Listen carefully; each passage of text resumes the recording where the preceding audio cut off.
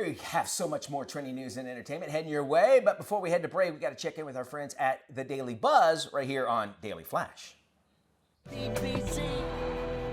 NBA playoffs are just getting started, but one team has already emerged as a good bet to win it all.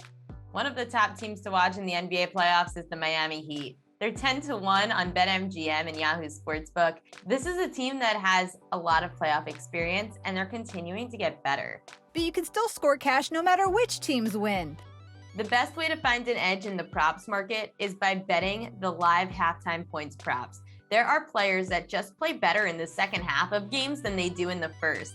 These halftime numbers, a lot of them are computer automated. You can take advantage of the computer system as opposed to those pregame numbers that are set by odds makers. View live betting odds and even place bets, if eligible, right from Yahoo Sportsbook, powered by BetMGM. If you bet $10 in the playoffs, you get $200 in free bets. And check out the daily fantasy sports contests. Go to sports.yahoo.com or download the Yahoo Sports app. Healthcare in the U.S. costs twice as much per person than in other developed countries, and we're among the least healthy, and that's because we focus on sick care instead of prevention. When we rely on a broken healthcare system without primary care, we're vulnerable to preventable diseases, catching things too late, chronic conditions, making the wrong decisions.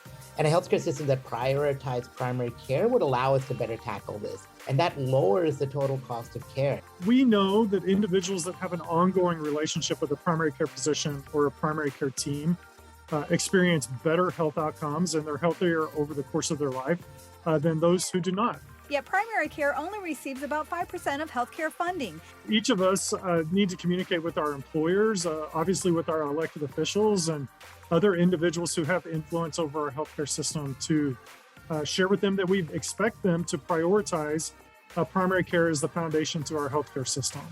Get more info at primarycareforamerica.org.